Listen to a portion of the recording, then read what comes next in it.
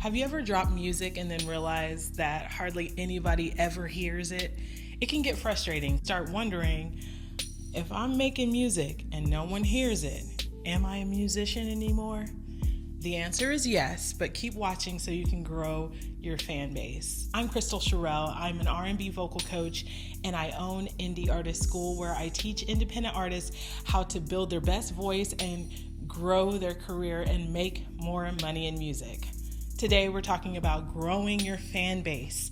There are 5 things that you need to do to build your fan base from the ground up. So what I'm going to do is I'm going to include an outline of this episode. If you want to get it for yourself so you never lose this information and you can jot notes down, go ahead and click the link below so that you can download the Grow Your Fan Base workbook, okay? If you're ready, go ahead and click it, pause this video, come back, okay, and let's go. All right, number 1, you need to create high quality and authentic content. That content can be music videos and your music, ideally both, but it needs to be true to you and it needs to be good quality. I'm not saying that's the only content you ever release, but you gotta have some out there, okay?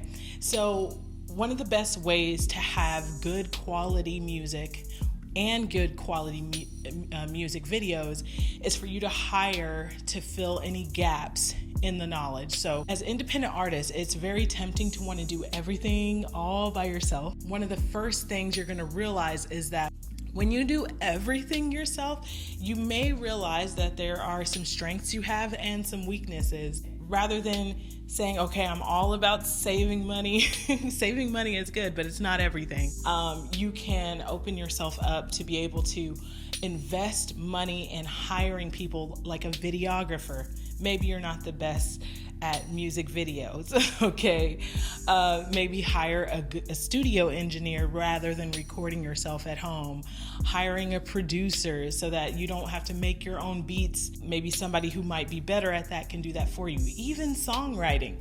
Sometimes you might be a good vocalist or a good rapper. I know it's a little taboo with rap, but having a writer or someone you collaborate with is great. In fact, I don't know if you saw this recent interview with Meg Thee Stallion on Club Shay Shay, but she says that she hires people to write her hooks. Even something like that. If you know you're not good at creating memorable, catchy hooks, hire someone who's good at that, and you focus on the part of the music that you are good at, and that'll help you build a fan base, because at the end of the day, what you need to present to a fan base matters. A lot of us think that just getting in front of a big crowd is all that matters, and it is not. It is highly competitive, you guys. If you have an amazing opportunity, but your music isn't up to par, then you will not grow your fan base. In fact, you might get negative feedback, and that can be really disheartening. The other part of creating quality music is investing in building your own skills. Build your craft, get vocal coaching, take the lessons that you need so that you can grow, so that you're no longer running out of air when you're performing, or you're no longer pitchy on stage, and you have good control and command when you're on the stage, things like that. You need to make sure that you are investing in yourself, whether it's practice, whether it's money, whether it's a team, investing in yourself to build your craft so that you can release high quality music. That's important. And the other part of that is, don't be afraid to share your unique story through your music. That authenticity helps your fans connect with you. One of the biggest things between artists who blow up and the artists who fly under the radar is whether or not they have a story connected to them, and that you understand fully what they represent, not just through their music, but also through their image, also through their story. When they're having interviews, what kind of things are they telling people? What is their social media presence like? We'll get into that in a minute. Sharing your unique story through your music and everything else is going to be a great way to build your fan base. The other thing that's really important to have high quality music and authenticity through it is for you to have your own unique sound. It is so hard to break out as an artist if you sound exactly like another mainstream artist that everyone knows. people usually see that as inauthentic. They're like, oh, they're trying to sound like so-and-so, And if they feel that way, you lose trust and it's harder for them to become a fan of yours. Even if it's something like Tones and I, Dance Monkey. Let's just take that song, which was on Billboard #1 for months on end and in a period of time.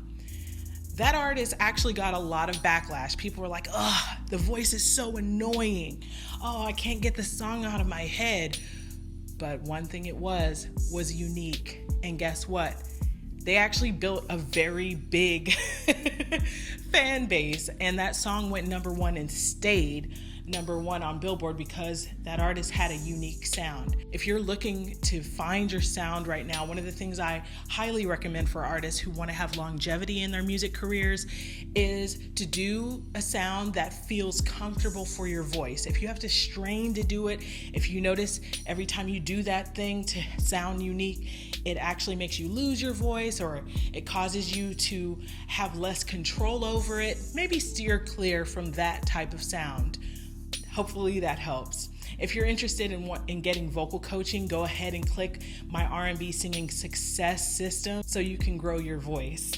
#2, the second thing you need to do to increase your fan base is to build your online presence. And this is probably the thing that you are already aware of. In fact, it's probably for a lot of artists, the very first thing they do, and sometimes the only thing they do.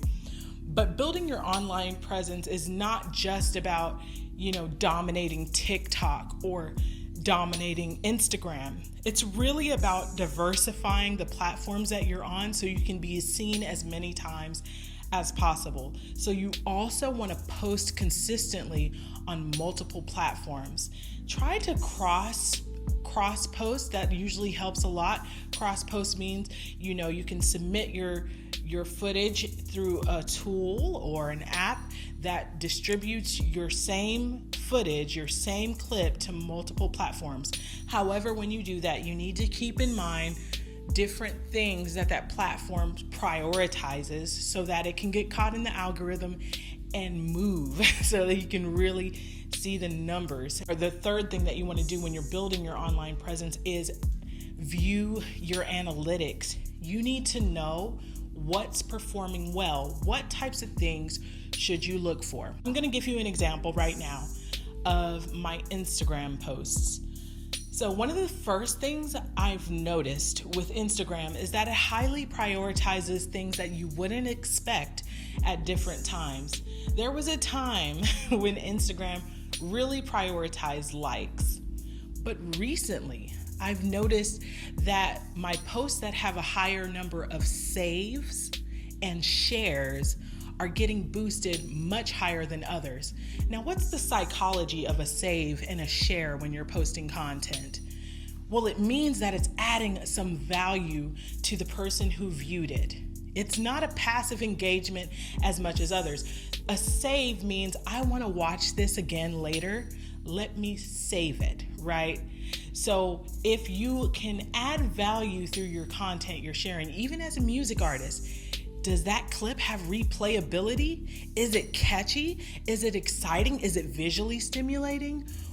What ways are you making people want to save your post? Share your post is also very similar when it comes to the psychology. The only difference here is that the content is something that someone identifies with and wants to share it as an extension of who they are. It has more to do with identity than the other forms of engagement. Because when you share a post to your story or to your page as a repost, you're telling your followers that this is something I can stand behind. So that's a very powerful engagement. That's a very powerful analytic. And so when you share content that people want to save and share, the algorithm is going to applaud you. And if you get enough of it, you have a video that's going to go viral, okay? So you need to think about having moments, even in a music video, that have the ability to be shareable, that have the ability to be savable. So you need to think about your music video, even though it's 3 minutes, 4 minutes, or however long your song is, that it needs to have some pieces that you could cut and chunk up that has replayability.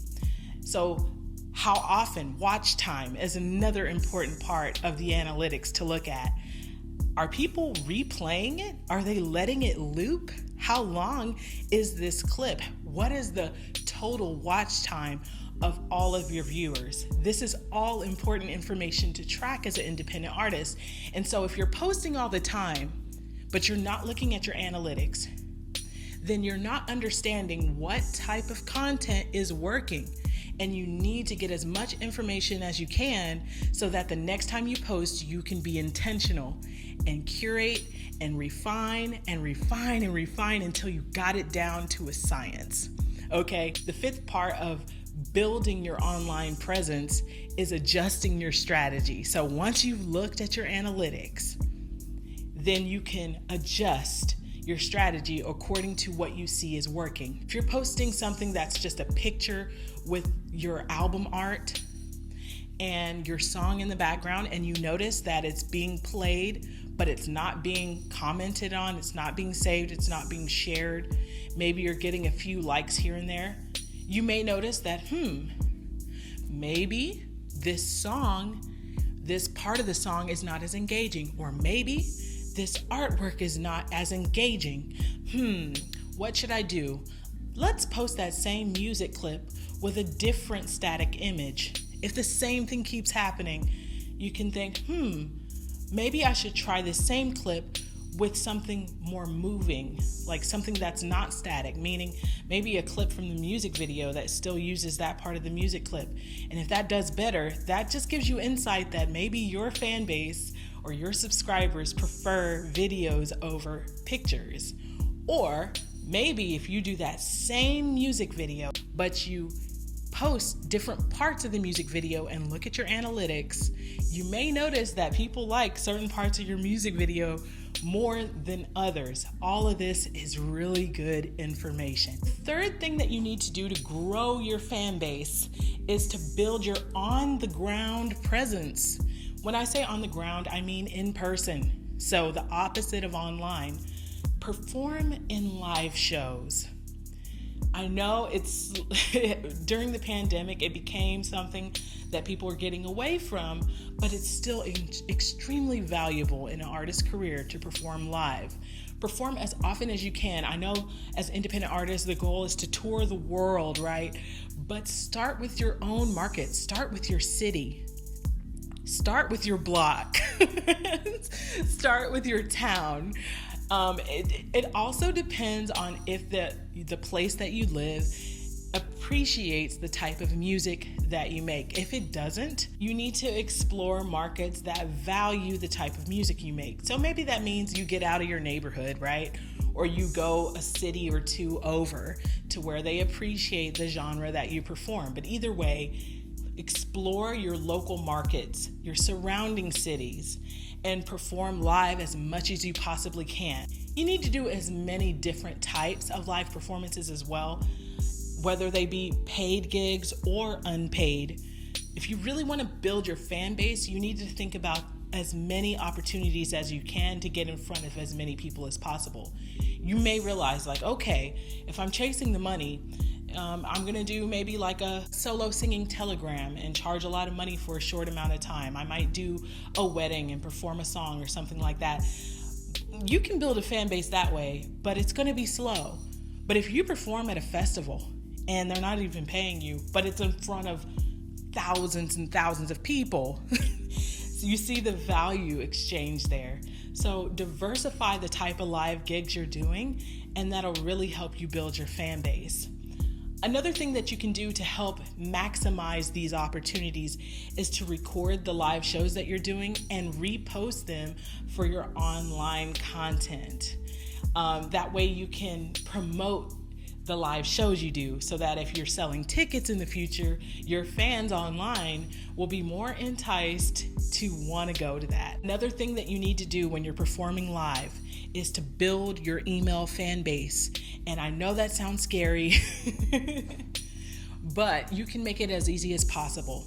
Maybe if you have the ability to have any kind of decor behind you, or maybe a table for merch or something like that, have a standing QR code that people could just take their phone and input their information and be a part of your fan club. And when you do that, you need to have something that you can give them in exchange for that, so that they want to be a part of it more than just knowing what's coming next. You can say, okay, you get a discount on a t-shirt, or you get a free t-shirt, or you get an exclusive download of a song that hasn't come out yet, or some behind the scenes footage of something. Whatever it is, have something in exchange for them signing up for your email list, and keep track of that. Fourth thing that you need to do to grow your fan base is to create a central place for your music. This is really good in multiple ways.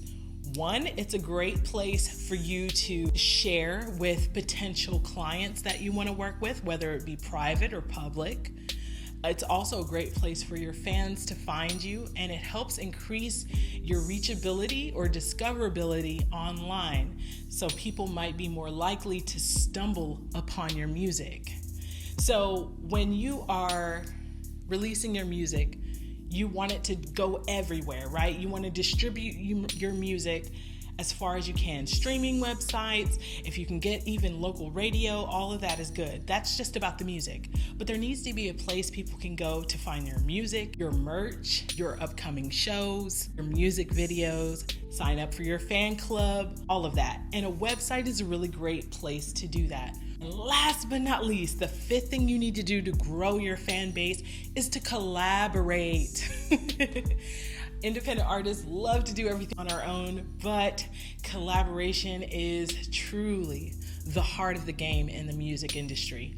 Nobody makes it by themselves. Back when I was gigging a lot, one of the number one things that really helped me was working hand in hand with booking agents. Through that, I was able to get a residency with the Hilton, Hotel Zaza, and so many other luxury hotels, because once you go get one, you get another. And you notice that the word of mouth starts spreading in the industry as well. And then also, I used a booking platform to help me with things like that too. You can use tools and websites like Gig Salad or Reverb Nation or Sonic Bids to help you book big events where there's going to be a lot of people, like festivals, or even people who are looking to hire someone for their wedding, and something that's small and intimate. And sometimes even booking agents are looking for artists on websites like that. So if you create a profile like that, you can expose yourself to having more gig opportunities, which in turn can help you build your fan base. Another way that you can collaborate that I almost forgot is other artists. I cannot forget that one of the greatest things I've ever done in my music career is open for Lauryn Hill. The value of collaborating with other artists is that you guys get to integrate your fan bases. And so especially if you're collaborating with an artist who has a similar style to you, it helps a lot. Or maybe there's a crossover. Maybe you guys don't have the same sound or anything, but the fans love both styles of music, and they're more collaborative, more connected. And so that's a really great way to grow your fan base as well. And who knows, even collaborating with other artists when it comes to your music and music videos is helpful, but it's also helpful when it comes to gigging.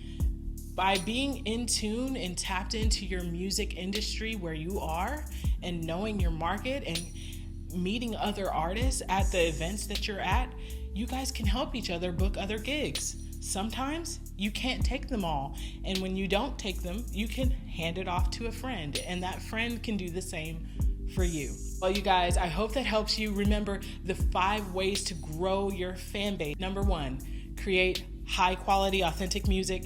Number 2, build your online presence. Number 3, build your on the ground presence. Number 4, create a central place for your music. And number 5, collaborate. So if you're doing those things and you're doing them well, You're going to be growing your fan base so you can make more money in music. Did you know that there are 7 types of music royalties?